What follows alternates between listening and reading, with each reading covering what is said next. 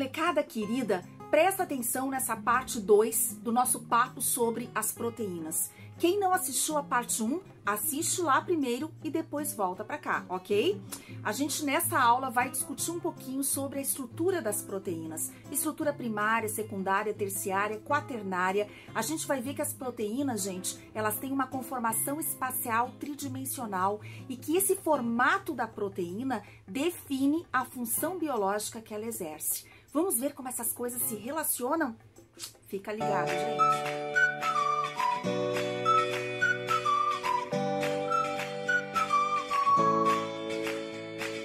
As proteínas podem ter, então, estrutura primária, secundária, terciária ou quaternária. E esse formato da proteína, gente, determinado por essas estruturas, é que vai definir a função biológica que ela exerce, como nós já conversamos. Então, o que é a estrutura primária?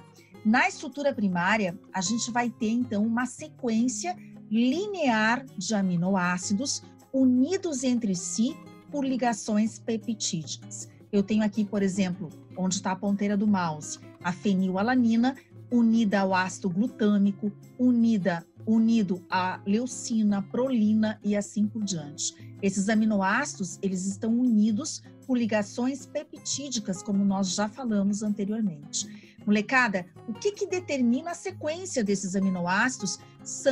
Essa sequência ela é determinada geneticamente, tá? E isso vai ter, assim, uma influência fundamental na estrutura secundária e terciária, tá bem? Bom, se eu pegar essa estrutura primária, ok?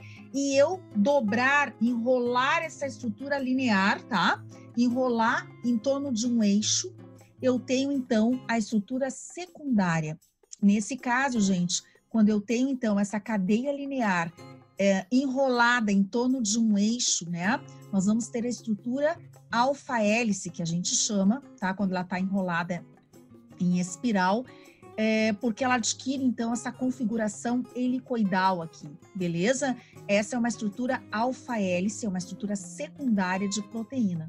Mas eu posso também, essa proteína, ela pode se dobrar também, gente, de uma outra forma, tá? Que é a estrutura beta-preguiada. É quando eu tenho duas cadeias polipeptídicas que se arranjam paralelamente, ó, entre si, tá?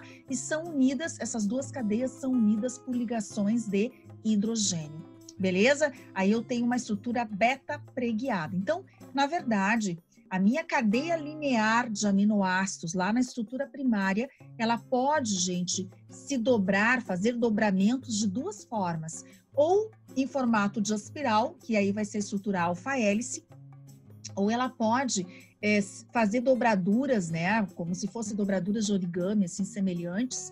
São duas cadeias polipeptídicas que se dobram e são unidas entre si por ligações de hidrogênio, tá?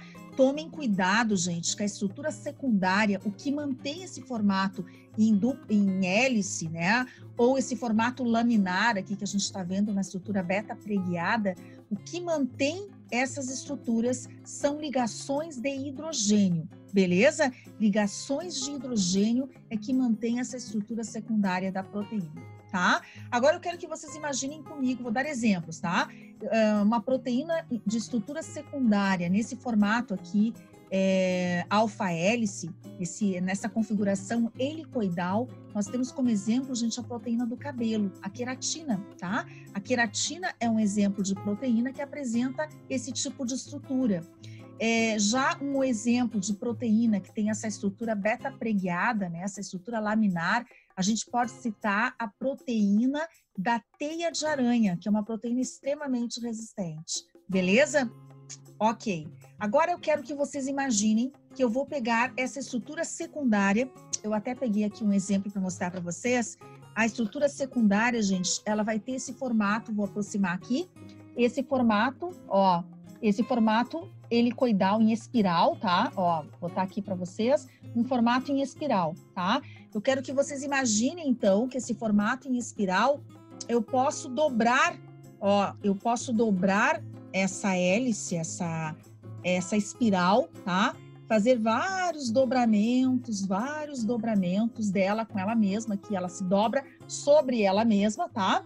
e forma, então, ó, uma estrutura, dobrando ela sobre ela mesma, eu vou dar origem, então, a uma estrutura tridimensional, uma estrutura 3D, que eu chamo de estrutura terciária, tá? Eu chamo de estrutura terciária, é uma estrutura tridimensional, uma estrutura 3D, que eu chamo, então, de estrutura terciária, tá, galera? Então, se eu pegar aquele formato ali, ó, gente, essa alfa-hélice e fizer dobramentos, né, dobrar ela sobre ela mesma, a gente vai ter uma estrutura com uma conformação espacial tridimensional, que é a estrutura terciária, certo? Pessoal, para manter essa estrutura terciária, aí a gente vai ter outras ligações, não somente ligações de hidrogênio. A gente pode ter aqui, por exemplo, entre as cisteínas, as pontes de sulfeto. A gente pode ter algumas interações van der Waals, a gente pode ter algumas ligações iônicas, a gente pode ter vários tipos de ligações para manter essa estrutura, tá? Vocês vão estudar isso aí ao longo do ensino médio, mas eu quero que vocês entendam o seguinte, que basicamente a ligação mais importante que mantém essa conformação das proteínas são as ligações de hidrogênio. E na estrutura terciária a gente pode ter outros tipos de ligações, tá? Além das ligações de hidrogênio. Beleza. Isso aqui, gente, forma uma cadeia, tá? Na verdade, a gente pode ter, assim, na estrutura terciária, essa configuração pode ser filamentar, como acontece no colágeno, ou essa configuração pode ser globular, como acontece na albumina, por exemplo, certo? Bom, isso aqui é uma cadeia polipeptídica, né? Uma proteína em estrutura terciária. Quando eu tenho, gente, duas ou mais cadeias polipeptídicas, ó, quando eu tenho igual, essa aqui é uma estrutura, tá? É uma só. Se eu tiver, gente, duas ou mais iguais a essa estrutura terciária, unidas entre si, eu vou ter a estrutura quaternária, tá? Então, na estrutura quaternária, eu vou ter duas ou mais cadeias polipeptídicas unidas entre si, como vocês estão vendo aqui na imagem, tá? Um exemplo clássico, gente, é a hemoglobina. A hemoglobina é aquele pigmento que dá cor vermelha ao sangue, que está presente lá nas hemácias. Essa proteína, gente, ela é formada por 4 cadeias polipeptídicas, 2 cadeias alfa, 2 cadeias beta. E essas cadeias são unidas pelo grupo M, tá? Que é um grupo prostético, que lá no meio, no grupo M, eu vou encontrar íons de ferro. É ali que o oxigênio se liga e é carregado pelo sangue para todo o nosso organismo, ok? Resumindo tudo que nós vimos sobre estrutura de proteínas, gente. Olhando aqui a ponteira do mouse, a estrutura primária é aquela em que a gente tem uma sequência linear de aminoácidos unidos entre si por ligações peptídicas, e essa sequência linear de aminoácidos pode, então, dobrar-se, né? A gente pode ter dobramentos nessa estrutura e formar, então, uma espiral de aminoácidos, certo? Essa espiral de aminoácidos, gente, ela é mantida, essa estrutura é mantida por ligações de hidrogênio, ok? Essa espiral de aminoácidos, por sua vez, pode dobrar-se sobre si mesma, tá? Gerando, então, uma conformação tridimensional, uma conformação espacial tridimensional, que é mantida por vários tipos de ligações químicas, não somente ligações de hidrogênio, mas a gente pode ter pontes de sulfeto, a gente pode ter outros tipos de ligações químicas que mantêm essa estrutura tridimensional, tá? E quando a gente tem, galera, essa estrutura terciária associada a 2 ou mais proteínas iguais a esta, nós vamos ter a estrutura quaternária, né? Ou seja, quando a gente tem 2 ou mais cadeias polipeptídicas unidas entre si, nós vamos falar em estrutura quaternária, que é o exemplo clássico da hemoglobina. Tá bem? Beleza. Molecada, em algumas condições, as proteínas podem sofrer um processo chamado desnaturação. Quando a proteína, ela pode perder ela pode, na verdade, mudar a sua função ou até perder a sua função biológica nesses casos, tá? Em que situação isso pode acontecer? Quando a gente submete essa proteína a uma alteração de temperatura, né? Aumenta ou diminui a temperatura demais, mas principalmente aumentar a temperatura, né? Ou quando a gente tem a variação de pH, né? O meio onde a proteína está imerso fica muito ácido ou muito básico, tá? Essas alterações ambientais, gente, pode levar ao rompimento das ligações de hidrogênio. Cuidado, hein? Não é ligação peptídica, é ligação de hidrogênio, que são aquelas ligações que mantêm a conformação, né? Aquela conformação espacial da proteína, tá? Se romper as ligações de proteína, gente, pode voltar a ter um formato linear, tá? Ela volta à sua estrutura primária, ok? E essa proteína pode ter, então, a sua função alterada ou até ela pode perder a sua função biológica, o que é mais comum, tá bem? Lembrando, mais uma vez, gente, que quando ocorre a desnaturação proteica, a gente vai romper as ligações de hidrogênio, ok? Mas não as ligações peptídicas, que são aquelas ligações que mantêm os aminoácidos unidos entre si, tá? A desnaturação, ela não interfere na estrutura primária dessa proteína. O que ela faz é desmanchar, digamos assim, né, a estrutura terciária da proteína ou até a secundária, tá? Fazendo com que essa proteína, então, retorne a um formato linear, ou seja, retorne à sua estrutura primária, certo? Gente, um exemplo prático, assim, do nosso cotidiano é quando a pessoa tem febre, né? O que acontece? A febre alta, a pessoa lá tem 40 graus, 40 graus e meio, 41 graus, começa a delirar. Por que febre é um troço tão sério, né? É um troço perigoso, gente, tá? Porque a febre alta, ela pode justamente romper as ligações de hidrogênio das enzimas, né?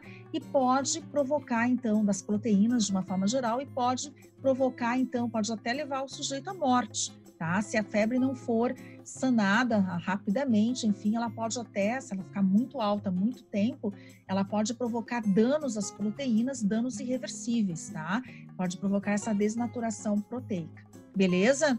Um outro exemplo do nosso cotidiano de desnaturação proteica, gente, é o caso do cozimento do ovo, tá?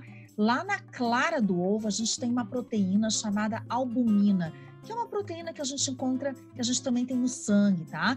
Essa proteína, gente, em temperatura ambiente, ela é liquefeita, né? Ela é líquida, beleza? Entretanto, se a gente submeter essa proteína ao aquecimento, ao cozimento, né? No caso do ovo aqui, o que acontece com essa proteína? Vai ocorrer a ruptura das ligações de hidrogênio que mantém a estrutura dessa proteína e ela altera completamente a sua conformação. Ela se torna sólida, ela solidifica, beleza? Esse é um exemplo, gente, de uma desnaturação irreversível. Eu não tenho como pegar um ovo cozido e essa clara solidificada e voltar a ter a minha clara liquefeita. Não é possível, né? Eu não consigo fazer essa reversão do processo, tá? Então, esse é um exemplo de desnaturação irreversível. Mas a gente tem exemplos de desnaturação reversível, tá? Como o que acontece com o cabelo. Quando a gente coloca lá uma prancha, né, de chapinha no cabelo, gente, essas pranchas chegam a ter até 230 graus, né, muito quente, tá? O que acontece com a queratina, com a proteína do cabelo? Essa queratina desnatura, ok? Então, a pessoa fica lá com o cabelo alisado, tá? Mas, molecada, se a pessoa pegar umidade, tá? Pegar chuva, o que acontece com a chapinha? Estraga, tá? Por quê? Porque essa proteína, no momento que ela absorve umidade, né, o cabelo, tá, se o cabelo é encaracolado, eu passei a chapinha e alisei, é claro que o cabelo não vai ficar encaracolado de novo, né, pegando uma umidade no ar ou uma chuvinha. Mas, se eu tomar banho, gente, o que acontece? Eu faço com que a queratina, absorvendo água, ela retome a sua configuração espacial original, tá? Então, ali ocorre uma renaturação. Ela é uma desnaturação reversível, beleza? Bem, Para finalizar essa aula, gente, queria partilhar com vocês rapidamente algumas funções que as proteínas podem exercer no nosso organismo. A mais, digamos, comum, né, que as proteínas exercem é a função estrutural, também chamada de função plástica.